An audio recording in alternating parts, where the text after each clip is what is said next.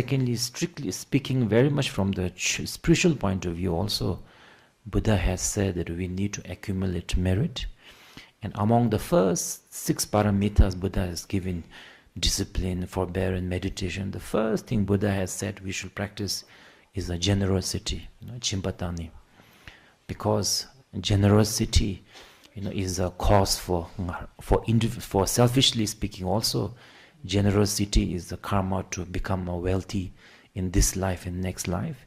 And without wealth, you can't take care of yourself, you take care of your family or society. Everybody needs a wealth. But if we have a wealth but no sense of generosity, the wealth will be something that will not benefit others, maybe not even ourselves.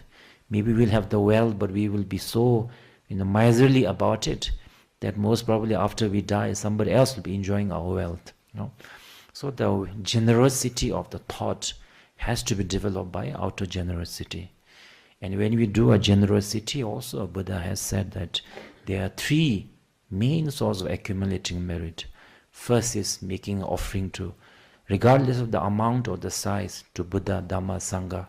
Even if it's just a tip, even if it's just a 1 candle, if offered with a sincerity to Buddha, Dhamma and Sangha, because they have so much of quality of wisdom and compassion that even if you offer, like a 1 candle, if we tremendous accumulation of merit is there. So first offering is to Buddha, Dhamma and Sangha, Sangyecho Gendin, Lama Idam Kanto. And then the second source of the 2 hoops we should offer is called our parents.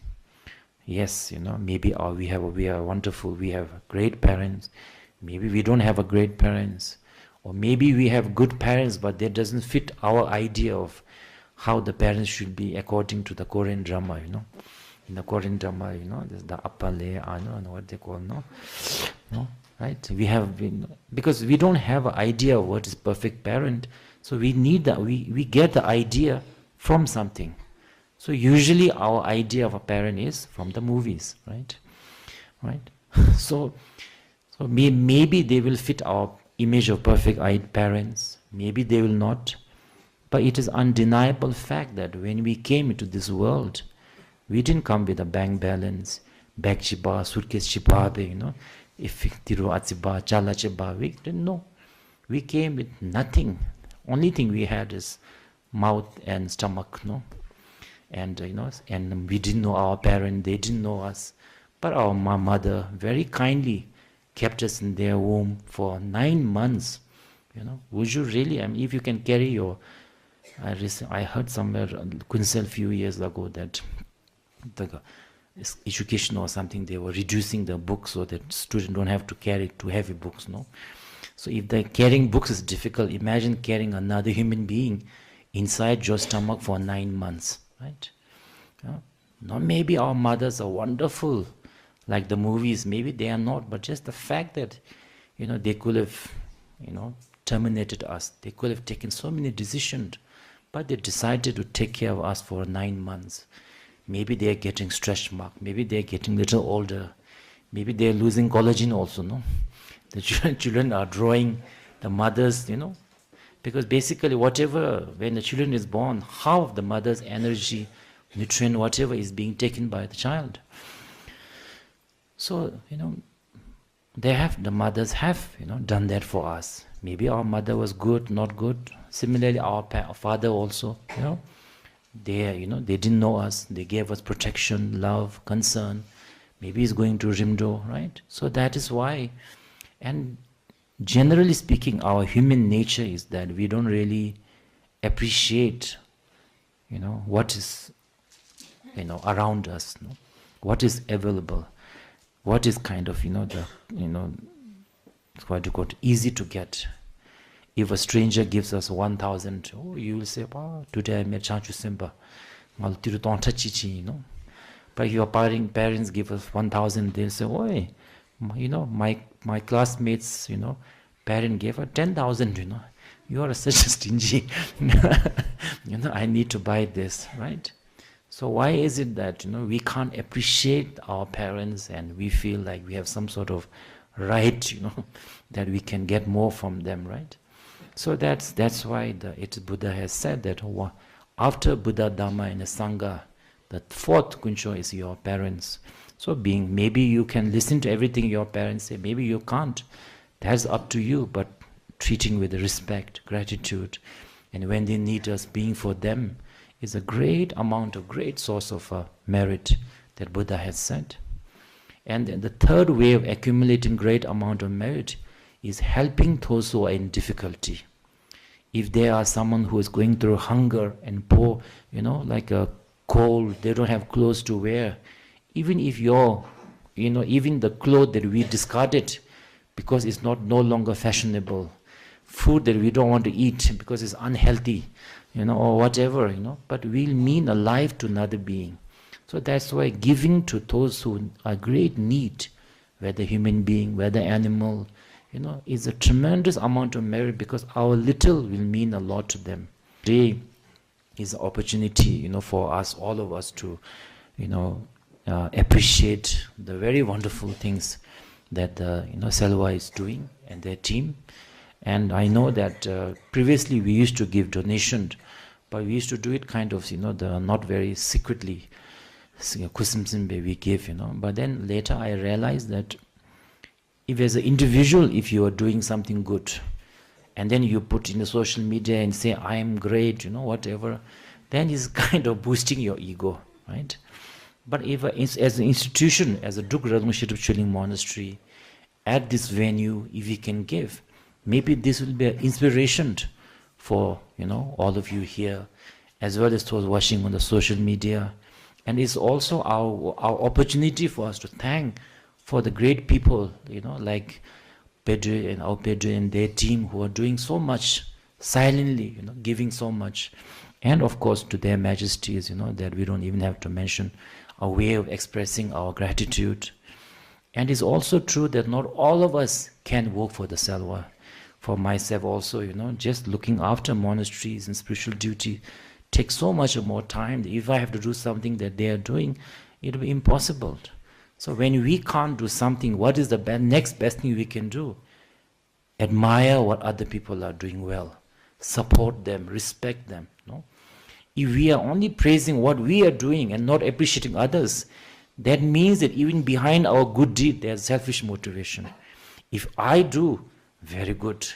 If you do, I try not to see. Even though you are doing good, I pretend not to see, not to rejoice, right? So, rangi bemasu, robe milo, if at the worst, maybe kachiyata. That really shows we don't have a good intention. So that's why we can't do everything, but what they are doing, let's appreciate, let's rejoice. And Buddha has said that if there's a rejoicement, you will also get half of the merit of the good karma that others are doing. And further, Buddha has said that when you are giving generous also, whether it's to offering to Sanjay, your parents, to others, firstly have a good motivation. Secondly, give within your capacity, but whatever is given, give 100%. Don't have that, reminding others, we say, because if you do that, once you give something, but if you remind them constantly about, every time we remind others, the value goes down, After some time, they will say,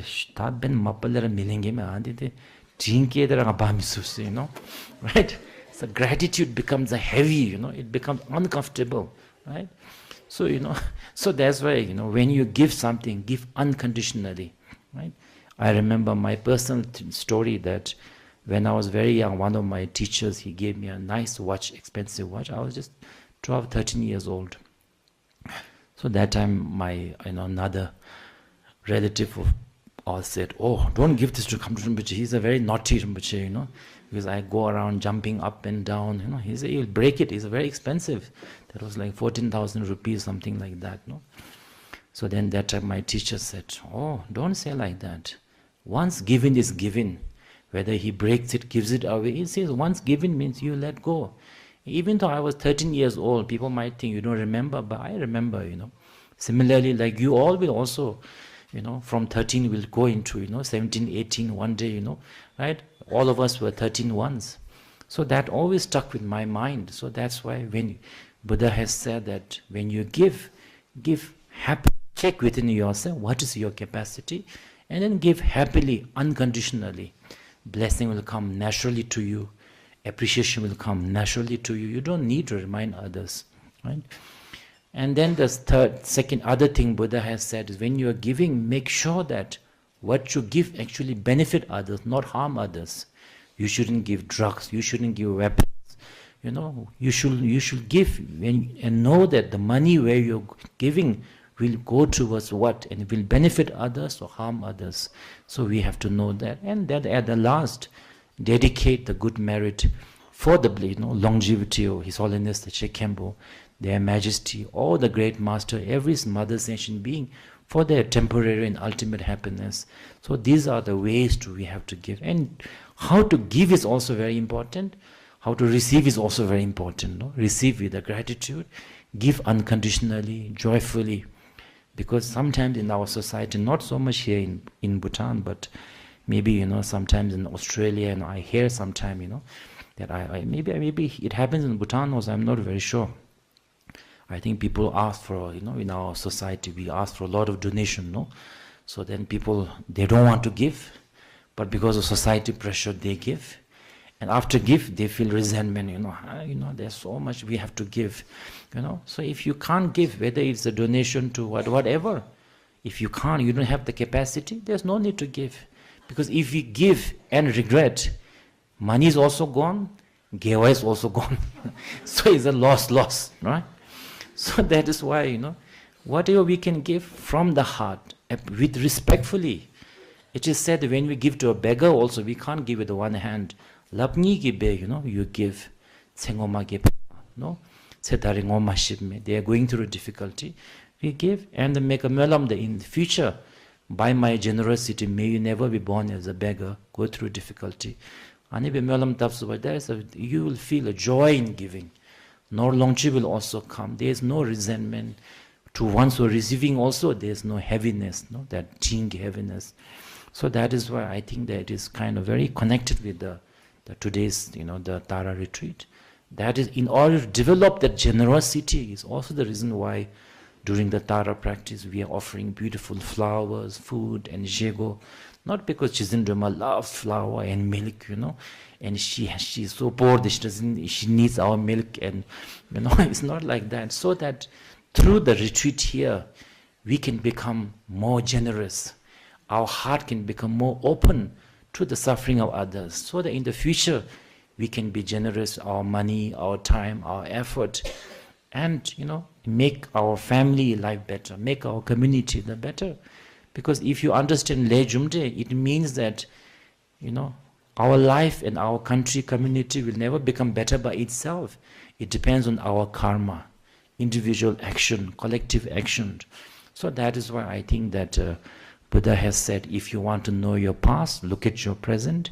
If you want to know a country or individual's future, look at the present, what we are doing, what our actions are. So that is why I think that today is a very kind of auspicious Demdil that, this all came together. And I would like to once again thank Their Majesty, especially Her Majesty, whom I've always admired deeply for her compassion, wisdom, and of course to the Salwa team for coming here and taking the time to come here and share the wonderful work that you all are doing. Thank you so much, Lam.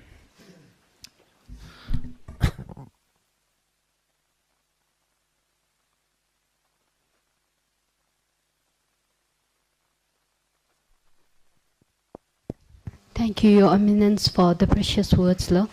It has indeed inspired a deep sense of purpose for us, and knowing that we too have the